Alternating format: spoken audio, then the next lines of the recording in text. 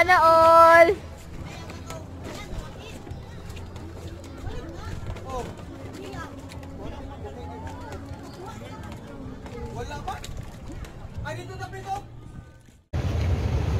Hi guys, welcome back to my channel. So medyo natagalan tayo sa pag-upload ng mga gala videos natin. By this time may pupuntahan tayo guys, pero masaya tong experience na to kasi may pupuntahan ako magsi-swimming, pero yung nakakatawa dun, nandito ko ngayon sa SM Cebu. Ayan, nagantay ako dito sa gilid. Kasi nga wala akong pera na pamasahe papunta sa pupuntahan natin ngayon.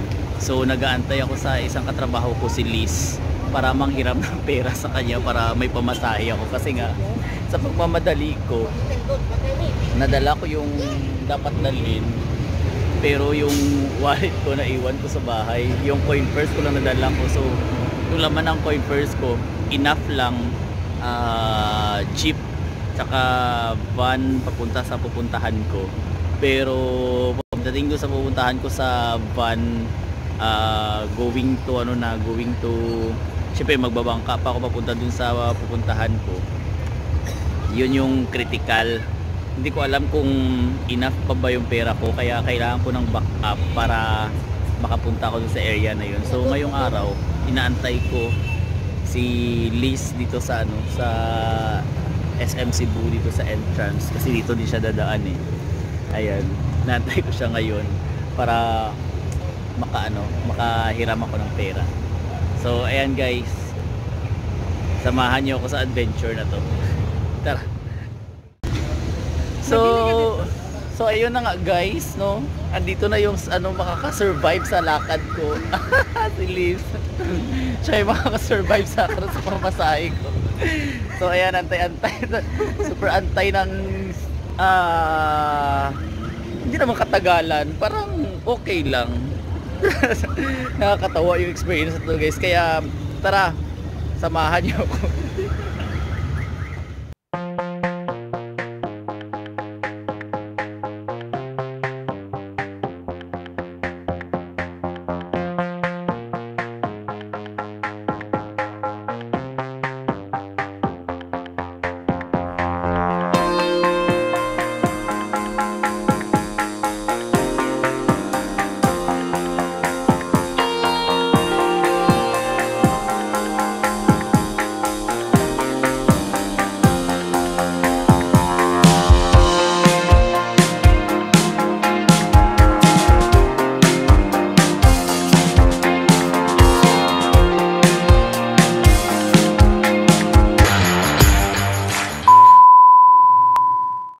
Ayan guys, excited na ba kayo? Kasi ako sobrang excited na para makita yung place na pupuntahan natin ngayon.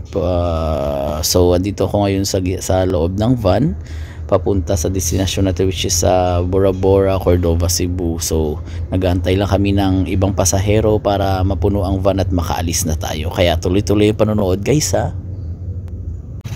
Ayan guys, transfer tayo ng masasakyan na naman from van. Nag-cycle naman ako papunta dun sa port na pagsisimulan ng journey natin ngayong araw. Kaya guys, tuloy-tuloy yung panonood kasi malalang tayo.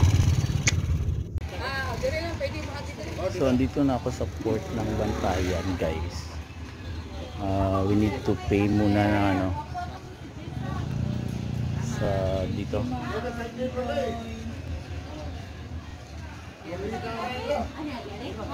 So bayad muna ako guys. Asa ko punta? Kubo lang mo Asa ka nang sa White Sand, ma'am? White Sand. Bura mo? Bura. Ha? So ayun, nakabayad ako ng environmental fee, 20 pesos guys. Pero kung taga dito ka lang sa Cordova, 10 pesos.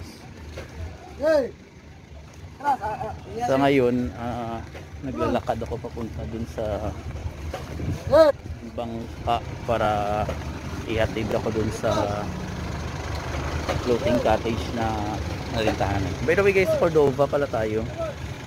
Ito sa floating cottage. Pero may mga choices sila. May mga floating cottage or hindi floating. Ganon, meron din naman. Nakadepende kung anong choice ninyo.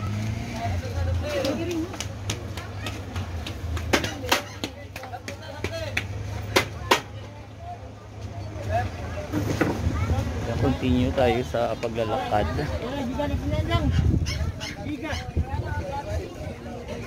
Ito yung port dito guys. So ayan.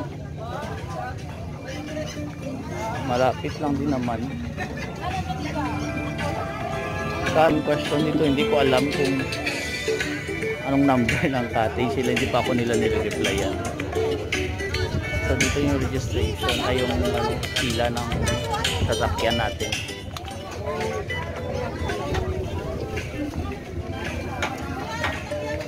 Yun yung area na pupuntahan natin. Ayan guys. Pila tayo para makasakay.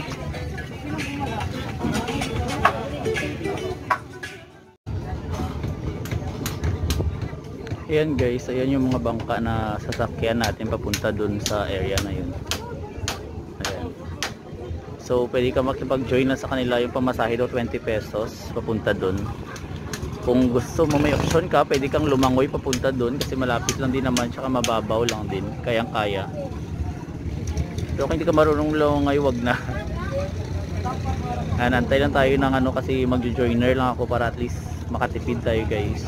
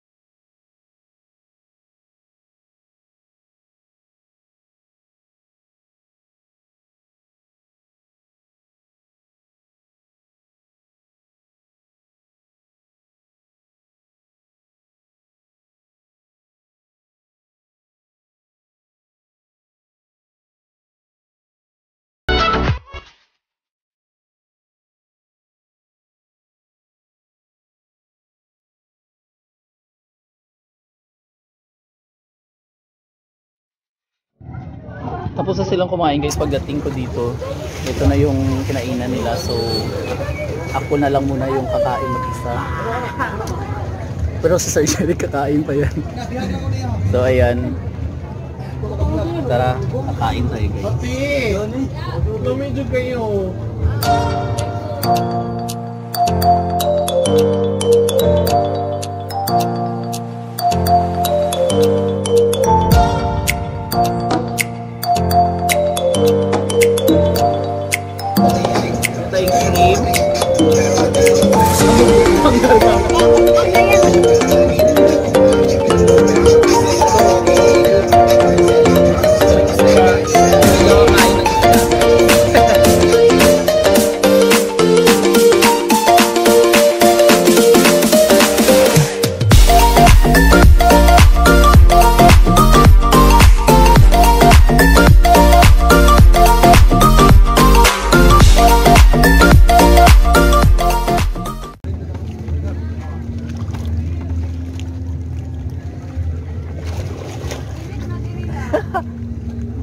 By this time guys, dito kami sa gilid ng cottage namin.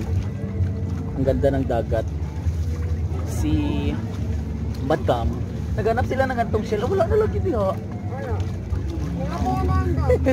Ang daming ang daming shell na pwede kainin daw. Ang tawag doon? Na shell? Aninikad. Aninikad daw, guys. So, while nandito kayo, pwede kayong magkuha nun. Tapos, diba pag uwi may ulam na daw. So, ganito yung paligid niya dito. Ganito yung view. Ay, papunta dito. Narinig kaya kayo dito sa sobrang layo, no? Yung papunta dito, galing SM Cebu, may sasakyan na doon na V-Hire van. 50 pesos yung pamasahe papunta dito sa Cordova. So ida-drop kayo sa Gaisano Grande, Cordova. After that magta-tricycle ka papuntang Bantayan, 20 pesos lang yung bayad. After nyan, ihahatid ka ng tricycle dito sa Bantayan Port. Tapos sa Bantayan Port, pababa mo doon, may mga bangka na nakaabang papunta dito sa na-rent nyo na cottage, or kung pwede kayong mag-rent, doon na lang kayo mag-rent din. Pero before, yun nga, babayad ka muna ng environmental fee na 20 pesos pag hindi ka dito. Pag taga dito ka lang sa Cordova, banda 10 pesos lang siya. So from there sa port, 20 pesos ang bangka. Pero kung gusto mo ikaw mag-isa, bayaran mo na lang yung 5 tao, kasi yung every bangka 5 katao yung nadala nila. So yun sa akin kanina, 2 lang kami. Pero okay lang din dun sa nagbabangka kay. Yung unang nagsakay man, binayaran na siya ng 50, so ako nagsakay lang ako. So nakatipid tayo konti. Madami sa paligid. Madaming mga cottages, guys. So from here, ikot ko konti. Mayroon dito, yan, mga cottages. So ito yung cottage namin. Ito sila sa taas. Yung cottage namin is 3.5. Reservation fee is 500 pesos para mag-reserve. So sobrang daming tao sa paligid, ang dami talaga. May banda doon na parang nasa 1.5 lang yung cottage, sa White Sand din doon. Pero naka-public siya. So dito okay siya kasi naka-ano lang kami, ayun, may nakita na. Ito yung shell, guys, oh. Sobrang liit. May ano siya. Ay, saan ba yung hindi makita. Ayun, may laman siya, oh. Ito yung kinakain Ito yung kinakain, guys. Ito yung parang ang hirap identify talaga. Nag-try ako. Parang feel ko kahit isa wala akong makita ganito. Sila, ayaw ko. Mas mabilis sila makakita. Madami na sila nakita, guys. Simula pa kanina. Anong luto nito? Ilaga. Ilaga lang daw to, guys. Lagyan ng luya, pero lilinisin daw muna to. Ito para matanggal yung algae sa sa shell niya ba. Tapos mga bass. Oh, pati yung mga buhangin daw. May buhangin pa sa to. Before mo lutuin, ibabad sa tubig para magtanggal ng ano. Saro, sir. Pampakuha na ba? Kuya niya trabaho. Kausa lang. Kausa lagi. Dili na po. Kasukaon ko. Kausa lagi. Bawal na makayaw. Para maubos na daw. Kailangan yan. Para power. Power pa. Ito yung mga bad influence sa buhay na akong gusto. Yan, mga bad influence yun. Hinipilit na magtagat. Mga bad influence, ayan. Mga bad influence sa paligid. Inumin mo na. Ala, tingnan mo, guys, di ba? Ayan. Ito yung anghel, oh. Akyat ako, guys. Akyat ako para ituturo kayo dito sa cottage namin na na-rent. Aray ko, sandali. Aray.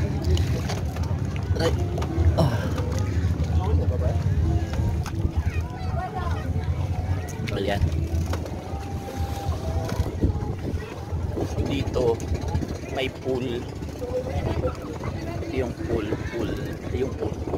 Dito kami naglaro kanina. Sadali, dito muna tayo, babe.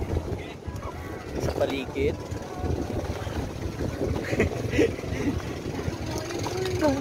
May laman to. May mga shell.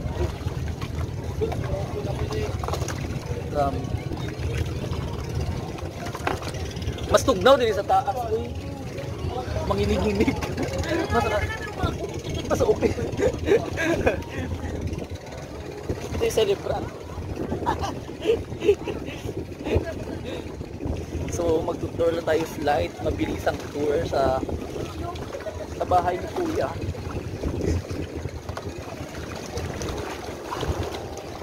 May bumagsak.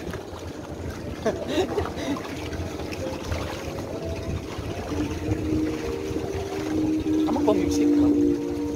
Well, Ito yung kaya mga bad influencer, mga bad influencer. Una scammer tapos naging bad influencer. Tapos, baba tayo dito sa ano.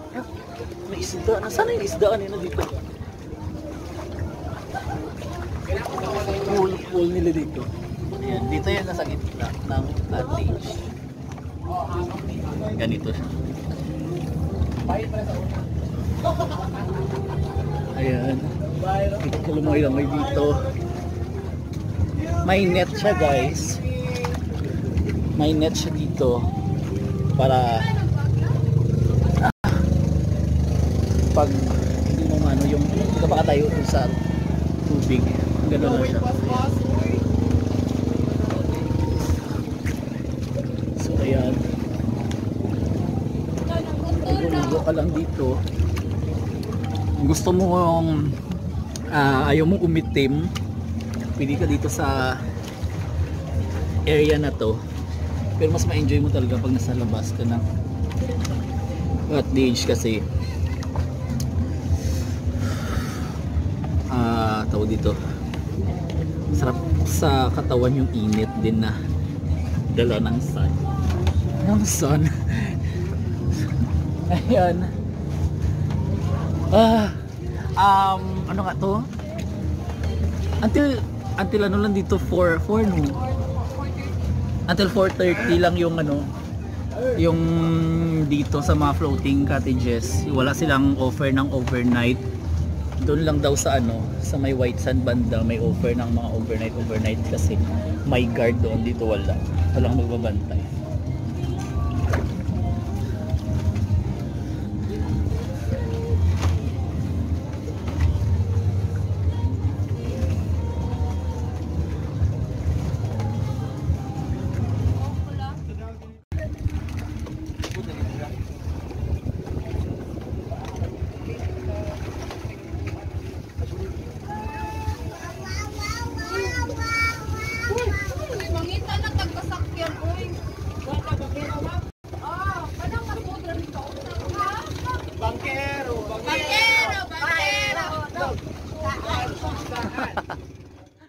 Oh. Pauwi na kami. Babay sa cottage.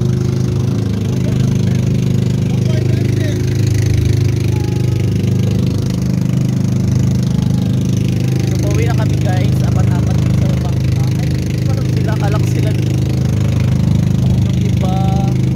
Ayun. Dito na sila. So share lang sa bangka. Malalim na yung tubig kasi.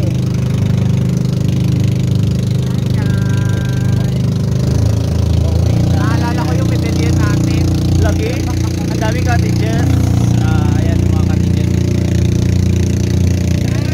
Madami.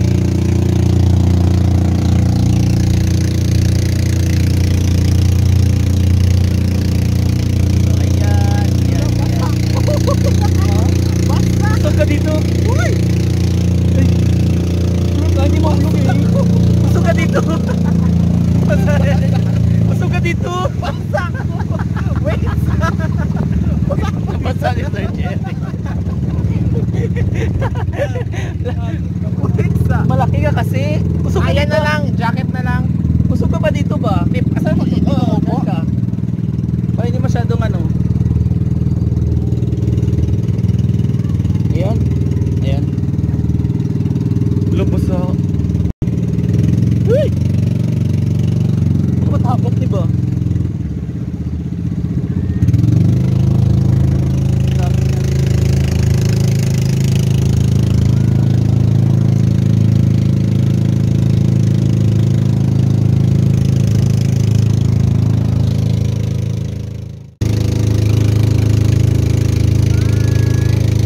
Uy! Uy! Uy!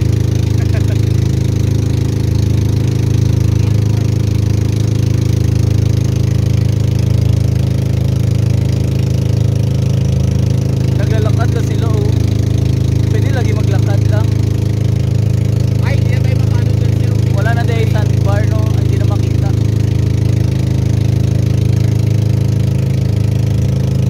Ganda ng reflection ng araw.